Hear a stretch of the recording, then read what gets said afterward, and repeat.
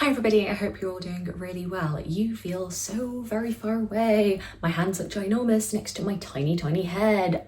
But as you can see, I have now moved. It's been kind of a long time no speak because I actually haven't filmed a YouTube video for a little while because I was in the process of moving house, moving into my temporary accommodation, which as you can see, I am now in. Different filming setup, you are a little bit further away than normal just because that's what works best for this room. But yeah, I haven't spoken to a camera in a while. I'm feeling kind of out of practice and I wasn't sure what to film, quite frankly. I feel like my brain over the past couple of weeks has just not been in the YouTube zone or even really the reading zone. Just with the move and everything, I couldn't concentrate on like physically reading books. I couldn't concentrate on audiobooks, which normally are my go-to thing when my brain's just not doing the physical thing. Just nothing was going in, not even podcasts were going into my brain. So for the past like couple of weeks or so, I have been, when it comes to any sort of content, I have been exclusively listening to music and watching YouTube videos. And even then, it's not often been like new YouTube videos or booktube videos.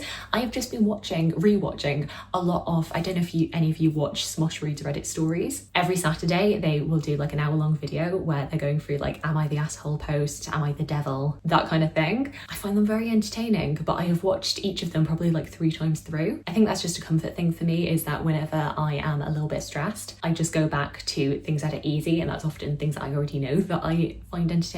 But yeah, even when I've sat down to think about something to film, I've just not been sure what to do. I haven't done a September wrap up. There's still quite a few books from August that I haven't spoken to you about, and then obviously all of October. I say all of October, I think I managed to finish 5 books before we got to mid-month, and then I just completely checked out of reading. And doing a big wrap up like that just seems really intimidating, and even doing like individual book review videos, which I have been doing in September, October, even those feel quite intimidating because I feel like if I'm going to talk about these books in a singular book review, I need to put all of my thoughts in there, and I've just, I don't know, my brain's just not been there. There's part of me that was thinking, do I just not film for a little bit? Maybe wait until like the last week of December when I normally do all of my Christmas end of the year wrap-ups, which hilariously, my thoughts about that coincided with when a bunch of people on BookTube were talking about quitting BookTube. Definitely spearheaded by Shelley Swearingen's great videos on this topic, going through all the different reasons why it is that people tend to quit BookTube. And I mean, my plan was not to quit BookTube, it was just to go on a bit of a pause. I just thought it was kind of hysterical that when I was starting to think about taking a BookTube break, so many people were talking about why it is that people tend to have a bit of a BookTube breakup. And it wasn't really any reason to do with BookTube itself. Like, I wasn't feeling overwhelmed by having to read a certain amount or by having to keep up with other people. I wasn't feeling negative feelings about like how many views I'm getting or any of those kind of reasons. I'm just literally, when there are things going on in my personal life or at work, out of things that are going on in my life, personal, work, musical theatre and BookTube will tend to be the first thing to drop because quite frankly I can't afford for the other things too. But number one, it is not the thing paying my income, and number two, if I let things slide on BookTube, the only person who is actually affected by that really is me. Whereas obviously if I slide in my work, then that's definitely going to have an impact. And if I slide on musical theatre stuff, then there are like 50-60 people who are affected by that. And then this morning I saw that Melinda over at Werber Stories had posted her weekly roundup of the books that she'd been reading, thinking about. And I thought, you know what, actually, I feel like a weekly check-in would be quite a good way of kind of keeping my head in the game of BookTube. That is kind of low pressure. And at some point I will revert back to normal videos. But for right now, where I still desperately want to be doing BookTube, but I just can't commit to it quite as frequently as I have been doing or doing the same kinds of videos, then this might be a good solution. Up until the past week or so, I actually hadn't finished a book since the 14th of October. However, I have managed to read almost 2 books this week, both of which are pretty seasonal. Firstly, there was The Witching Hour, which is a collection of short stories, all written by different historical fiction authors. Previously in this short story collection series has been The Haunting Season and The Winter Spirits, and now The Witching Hour has come out with stories from Michelle Paver, Stacey Halls, Bridget Collins, Imogen Hermes Gower, Kieran Millwood Hargrave, Andrew Michael Hurley, Jess Kidd, Natasha Pulley, Elizabeth McNeil, Susan Stokes Chapman, Laura Shepherd Robinson, Stuart Turton and Katrina Ward. Most of the stories, though I will say not all of them, are tied to this idea of the witching hour of between like midnight and 2 p.m. Editing Charlotte here, I don't know what filming Charlotte was thinking here. Obviously, I mean, midnight to 2 a.m. being this prime time for haunting or other magical, mysterious deeds. I often struggle with short story collections. Now, I have read The Haunting Season and The Winter Spirits before and thought they were fine. It's always a case, I think, for short story collections written by different authors where some are stronger than others, some are just a little bit more memorable. You really do slide between some being like the most fantastic thing you've ever read and some just being really, truly very poor. And actually, this to me is one of the strongest short story collections that I've ever read. Certainly, it's the best of the three in this series so far. I do definitely think that some of them towards the middle are a little bit more forgettable, but there was always something intriguing or mysterious that was pulling me through the story. Favourites for me, the very first story, The Doll's House by Elizabeth McNeill. It's kind of a little bit reminiscent of The Miniaturist by Jessie Burton. We've got this young girl whose father is an explorer. He's about to go off for a years-long trip to the Arctic, and he gifts her a doll's house, which looks very similar to her own home. And she discovers that at midnight, the doll's house will be in some way transformed, and she's getting clues about what is going on her father's expedition and discovers that things are starting to go wrong. But nobody will believe her when she's trying to explain to them that it's the doll's house that's telling her this. An Artful Curse by Jess Kidd is about these three friends who become estranged, especially since one of them has become basically the town witch and they've kind of backed away from her. However, when one of them ends up dying under mysterious circumstances, the other two pull together since they are pretty sure that her abusive husband must have been the one to kill her. Also, Macaw by Katrina Ward was amazing.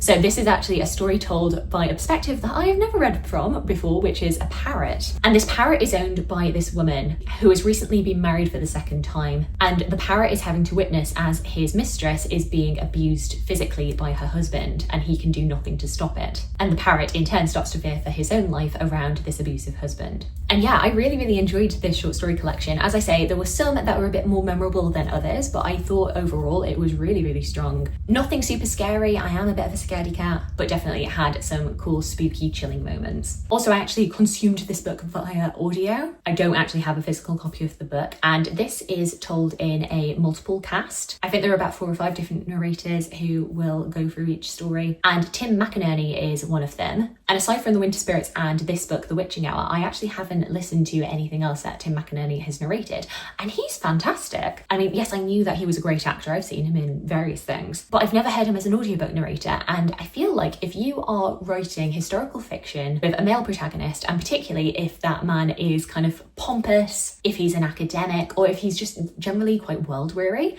Tim McInerney would be a great person to get for your audiobook. I mean, I'm sure he's quite expensive, but he's great. So if you've got any recommendations for Tim McInerney narrated audiobooks, please do let me know. And then the second book that I have been reading, I am just a little bit short at the end, I'm about 80 pages from the end, is Good Spirits by BK Borison. So we are kind of shifting from Halloweeny, autumny reads to more Christmassy. And I think I should be able to get this done in the next couple of days. So in this, we are following Nolan Callahan, who is a ghost of Christmas past. We find out that this seems to be some sort of enterprise in the supernatural ghostly world. There isn't just one ghost of Christmas past, there are multiple. And each year they are assigned to a different person who needs to redeem their ways. The Ghost of Christmas Past has from 1st of December to the 24th to visit whoever they're assigned to and show them the error of their ways, and then pass them along to the Ghost of Christmas Present. Nolan, who we know is over 100 years old at this point, has just become kind of aimless, kind of blasé about the whole situation. However, he ends up being assigned to Harriet York, and upon getting to know her, is a little bit confused why she has been assigned to him, as she seems to be a pretty decent, upstanding person. And over the course of the book, as you can expect from BK Borison, the two start to have a real attraction for each other and start to fall for each other. With Nolan, the more time that he starts to spend with Harriet, feeling like he is becoming a little less ghostly and a little bit more human. Why can that be, and why has he been assigned to her? We don't know. I'm probably going to find out in the next 80 pages or so. So I picked this up because I wanted something that was going to kind of transition me into the festive season. And so far, I'm finding this romance to be perfectly fine. It is getting me in the seasonal mood. I wouldn't say it's anything special, to be honest, which after having absolutely loved BK Borison's First Time Caller earlier this year is maybe a little bit disappointing, but you know what? It is perfectly fine. I do feel like there's a little bit of inconsistency with this whole premise, particularly over Nolan as a character himself. He is a ghost. We know that he was originally born in like the late 1800s, early 1900s. So he's kind of lived a life, or I should say lived an afterlife. He's seen a few things. We know that he gets assigned every year to a different person. However, I found there was a lot of inconsistency when he's interacting with Harriet in terms of like what modern references and just general habits that he he does understand and the ones that he doesn't. He'll understand various bits of slang, but then Harriet will reference certain books or certain actors and he's kind of like, I don't know who that is. Including A Christmas Carol. Like, he mentions that he read it one time and then found it very forgettable, and I'm like, surely if you have been haunting as the ghost of Christmas past so many years, surely Harriet cannot be the first one to bring this up to you. I feel like surely you would have a better understanding of A Christmas Carol than you currently do. Though then he does also in the same scene go on to say that he likes the Muppets Christmas Carol the best, and I'm like, okay, pick a side, if you know Christmas Carol well or you don't. And despite the fact that B.K. Borison is wanting to kind of make reference to things about modern life that he doesn't understand, particularly like Harriet's clothing, I feel like it never fully leans into that, and Nolan never really feels like he is an actual 19th century or early 20th century man. The culture clash is just not quite as strong as I feel like it could be, and maybe I'm noticing this because I read The Ministry of Time by Kelly and Bradley earlier this year,